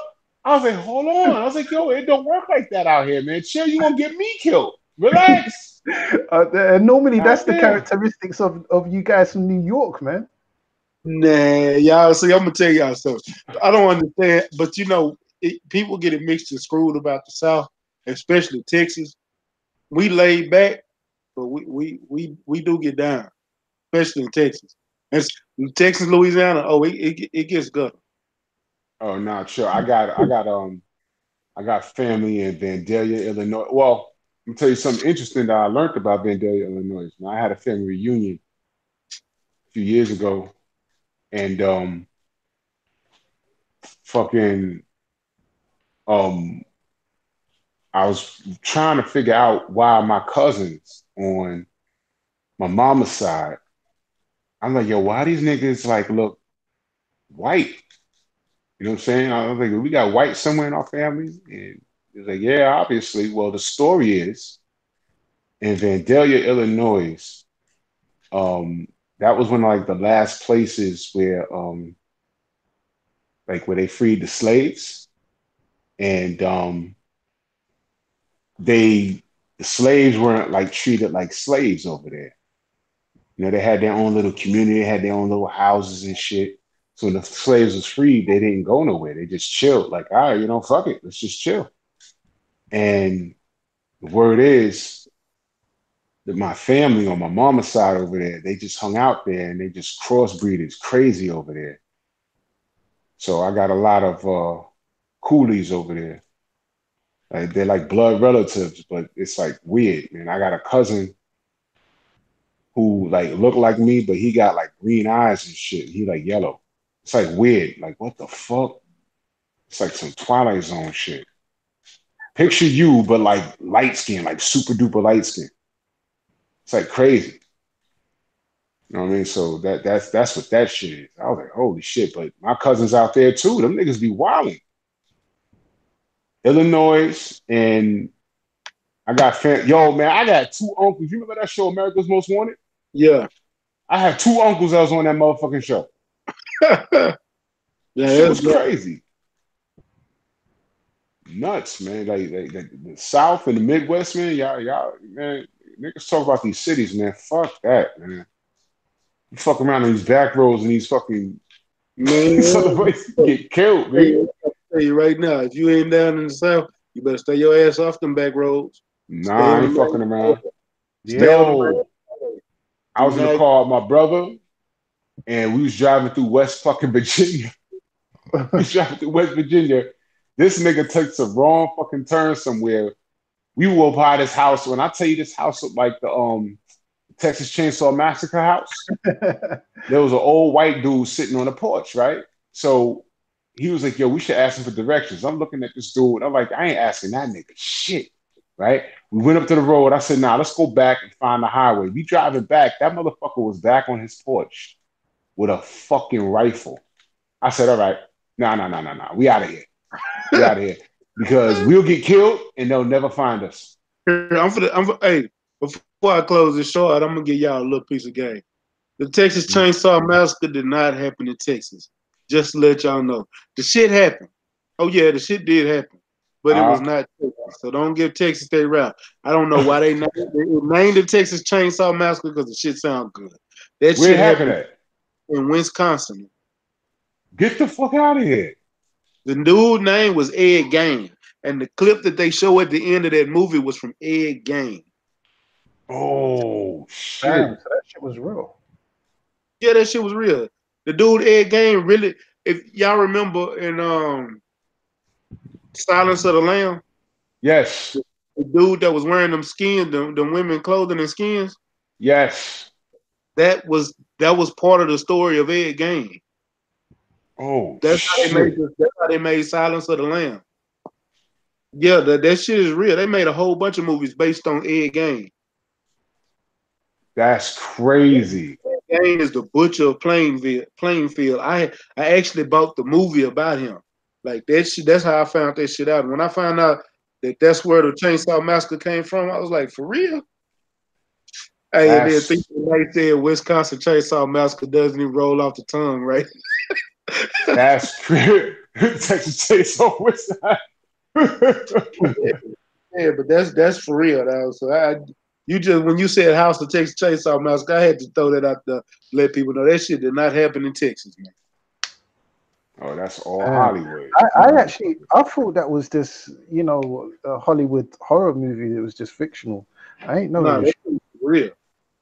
Okay. God, damn, that is crazy. I'm not watching that. Go ahead. I do like serial killer shit. like I do. Like Ted Bundy is a Gemini, and his birthday is around by mine. Not Ted Bundy, Jim Jones. His birthday is around by mine. Like I like reading shit like that because that shit kind of weird to me. Yeah, that shit is sick. That's what I'm saying, man. New York is cool, man. I can do because New York is somewhat similar to London in terms of it being a city and that kind of thing. Fast pace, fast walking. Come out my way, you bloody foreigners. But Texas, man, yo, I'm checking in, bruh. I ain't trying to go missing. I ain't trying to get kidnapped by no police out there. No, you know what I mean? Like, yo, Mac, 503 top. One of you brothers, I'm checking in. You ain't gonna find your boy come up missing with, you know what I mean? Yo, man, I was watching some shit. Yo, London got some gangsters too, B. Oh, I was watching some crazy shit. What the fuck was it? They said it was a true story. I can't think of the name of that shit, man. But that shit was crazy. I said, you know what? I ain't fucking going over there. That shit damn near scared the shit out of me. I said, yo, what the fuck is... They got bodies and shit like in that fucking that river and shit. Oh yeah, the River Thames. Yeah. People get y'all got bodies in y'all river too. What's that motherfucker by y'all? The Hudson. Shit. Yeah, niggas is fucked up over there. Yeah. Niggas is down there with bricks right now. Yeah. People get buried in barrels and things like that, man. It happened, but you know what? London's not that bad. You let that roll off your tongue and roll right there like we did just heard. You say motherfuckers hit it up in barrels. It's not that bad. It's definitely calmed down. When I was growing up, it was crazy, bruh. So where I'm from in South London, bruh, it was crazy. Like we have postcodes, which is like, let me think. Okay, you guys call it zip codes, but I'm not sure how it works. But anyway, postcodes to us will be like, say, you've got the Bronx, and then you've got Harlem, and then you've got Queens. But imagine it's even smaller than that, right? So let me see, like you've got the Bronx, you've got Queens, you've got Harlem's and that, right? So over here, South London would be like, say, it'll be like Queens. It'll be like Queens. And then within Queens, you've got smaller districts, right? So, boy, back in the day in South London, man, all of the regions, all the postcodes were just at war. Like you couldn't get. You know what they fighting over? Oh, just foolish stuff, man. Just stupid. Just the fact that you're from a different area. That was it. Oh, what So if you was caught going through another area, like if you was a Brixton 28. Or there was even in Brixton there that a lot of gangs and that PDC and them man there. If you was a Brixton boy or Brixton youth passing through Peckham, and then Peckham boys caught you, bruh, they will slash your face open. Yo, was that shit Green Street Hooligans? That shit is real?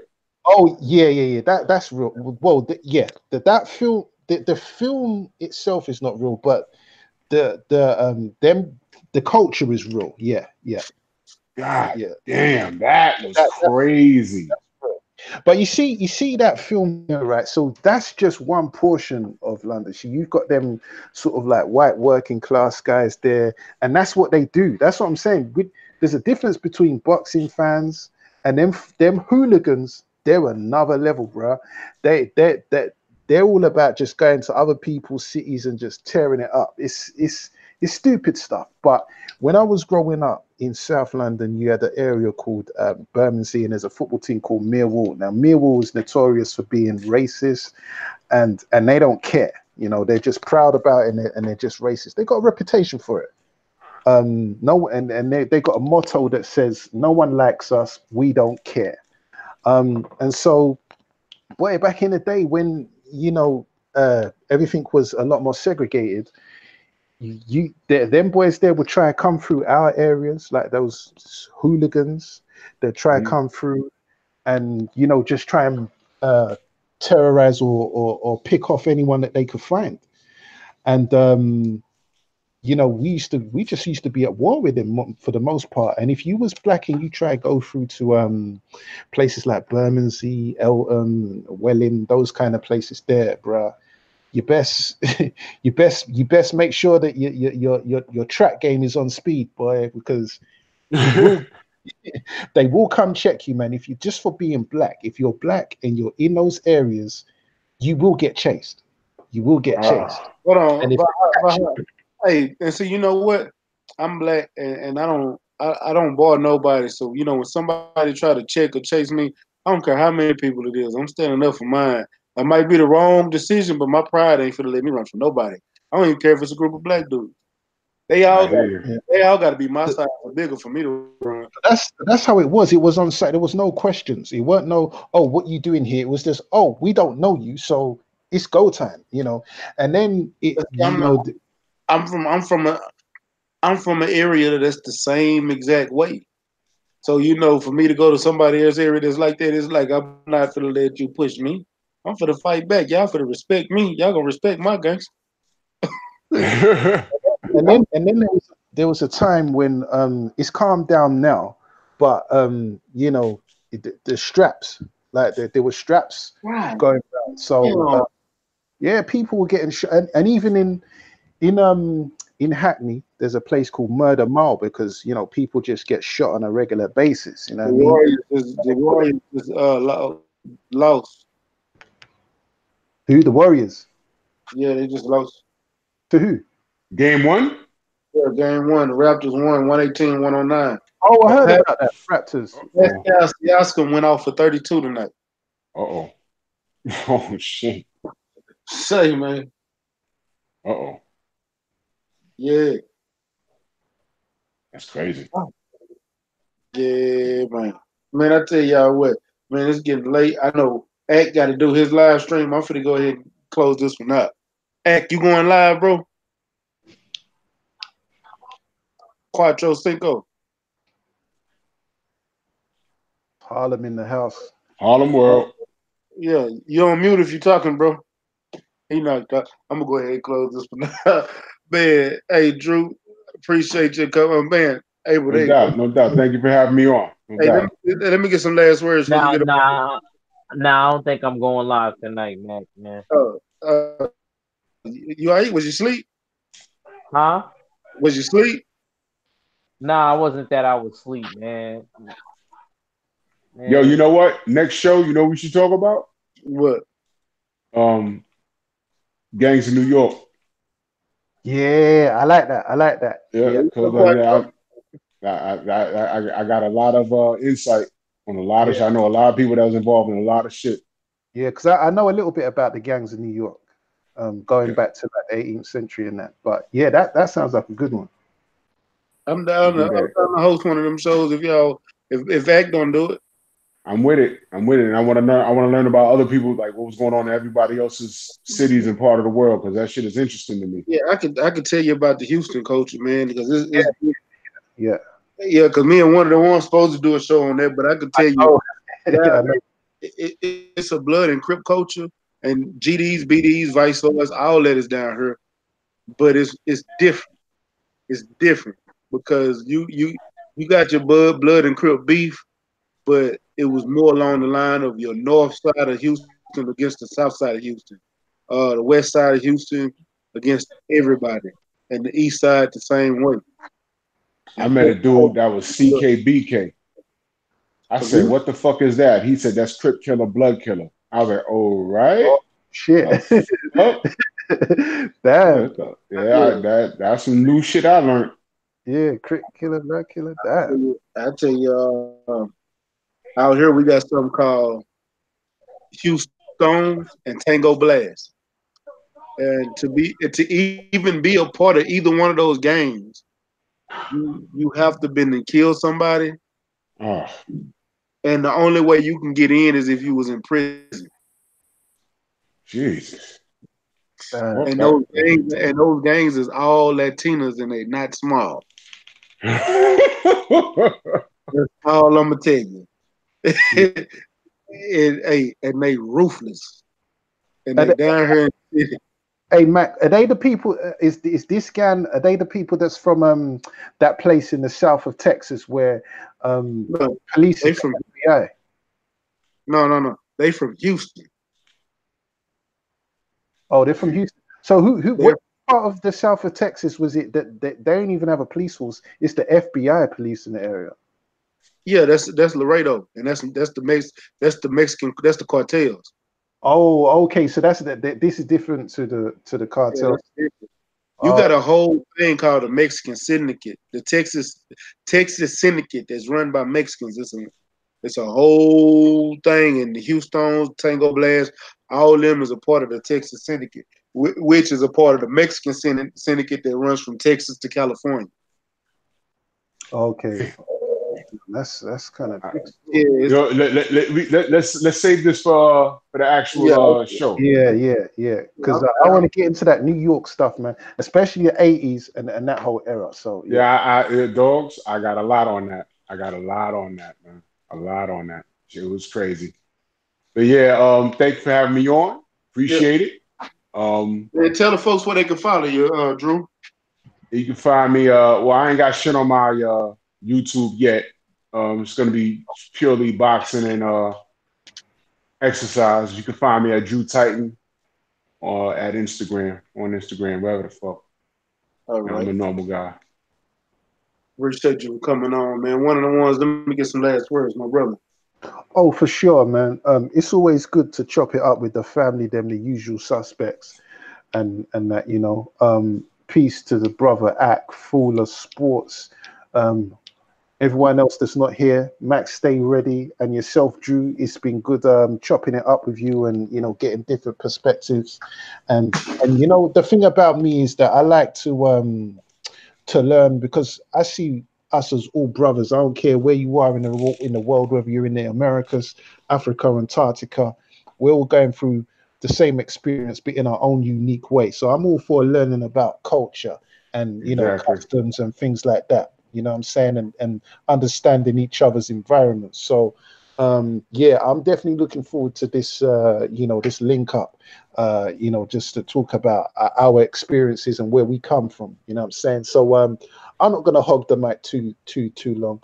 Mac, appreciate the link, bruh. And your boy, one of them ones. I'm out here, man. Peace. Peace, man. Yes, sir. Fool, you there? Fool going once. Fool going twice. Yeah, can you hear me? Yeah, I can hear you now, man. Let me get some last words, bro. Yeah. Yeah, thanks for having me on. Appreciate it. I look forward to doing it again. May be a little bit sluggish tomorrow because tonight I have to put in overtime on a couple of things. So yeah, but appreciate having me on. Look forward to the next one. Yep. Right on, my brother. Appreciate you for coming on. We probably do the man cave tomorrow. Ain't no telling. We'll see. Yeah. I don't. Well, no, I doubt it. I'm not even. I got to work till midnight tomorrow, so I won't even be on tomorrow. But Ack, let me get some last words, my brother. I mean, we'll close this out. I'm tripping. Yo, man, appreciate. Hold on, my fault. Um, shout out for letting me join. Shout out to all the brothers that was on the panel. It was always a great discussion.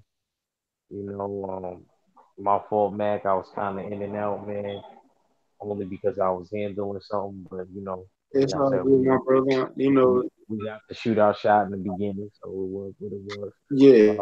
Shout out to the LDBC. Shout out to the Full Berserker Clear. It's your boy Ack Reach. I'm not gonna go live tonight, y'all. Never steer you wrong, but I'm out. Man, appreciate it, man. Shout out to the whole LDBC, the mighty LDBC Lions Den boxing community. If you didn't know, now you know. Shout out to everybody that came and listened to my rant today. I had to get some things off my chest. Then we just got into some good conversation like we always do. You know how my shows is. You never know what direction we're going to go in. But it's always going to be good conversation. But I appreciate each and everybody that came in the chat room today. If you're watching the channel, be looking forward to some things I got going. I'm about to do some giveaways and some drawings and some things like that to my subscribers. I need you guys' help to get me over 1,000 subs. So what I'm gonna do, I got some things in the I got some things in the works, and I'm gonna start giving out to my guys, fights, tickets, boxing gloves, signature boxing gloves, probably some hand wraps, and chains with the boxing glove chains. We got some things coming. I'm gonna be doing some giveaways, man.